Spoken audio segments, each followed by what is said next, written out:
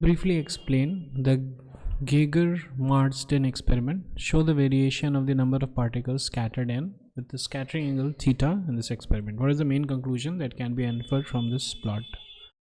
सीधा हम लोग NCERT चलते हैं और NCERT में दिया हुआ है.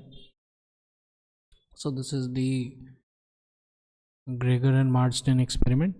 ठीक है, तो क्या किया था उन्होंने, यहाँ पे एक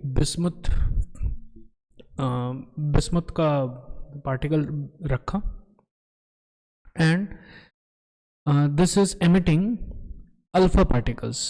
ठीक है, अल्फा पार्टिकल ये रेडिएट करता है because it's radioactive source, और this is made to strike a very very thin gold foil. The alpha particles emitted by bismuth, है ना, तो ये इधर से पास हुआ और ये जा करके इसको टकरा रहा है. तो जब ये टकरा रहा है तो क्या हो रहा है कि बहुत सारा अल्फा पार्टिकल्स जो है स्कैटर हो रहा है, डिविएट हो रहा है. कुछ अल्फा पार्टिकल जो है ना, ये देखिए 90 डिग्री से ज़्यादा डिविएट हो रहा है, और बहुत सारे अल्फा पार्टिकल जो है थोड़े थोड़े डिविएट हो रहे हैं. तो उसके बाद फिर उन्होंने क्या किया, है ना, तो यहाँ पे देखिए ये source of alpha particle. Okay, और फिर ये है ना, अल्फा पार्टिकल्स गए गोल्ड फॉयल से टकराए और दे आर, है ना, थीटा जो है एंगल स्कैटर्ड हुए वो. And yes, one thing more is that they had a screen. उस स्क्रीन पे जो है the scattered alpha particles were observable through a rotatable detector consisting of zinc sulphide screen and a microscope. ये ZNS का screen है जिसपे detect हो जाता है.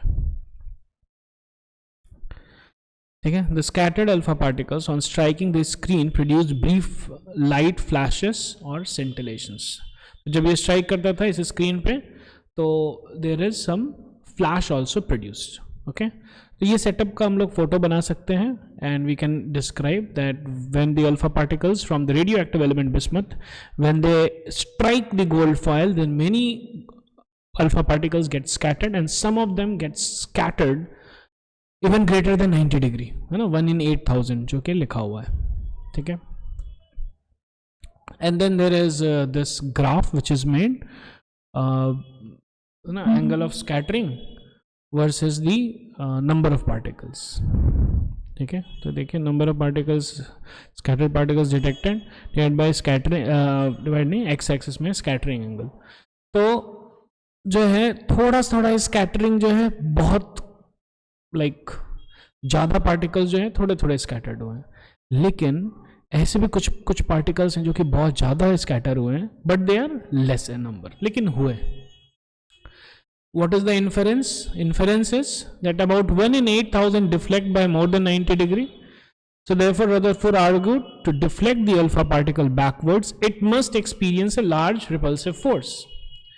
Large repulsive force, and it is itself it's doubly charged, doubly positive charge. तो alpha particle already positively charge है तो उसको लार्ज रिपल्सिव फोर्स लगेगा. तो इसका मतलब है there is a nucleus which is also positively charged. So this force could be provided if the greater part of the mass of the atom and its positive charge were concentrated tightly at its center. तो ये nucleus का presence को confirm करता है ये experiment. Okay, thank you.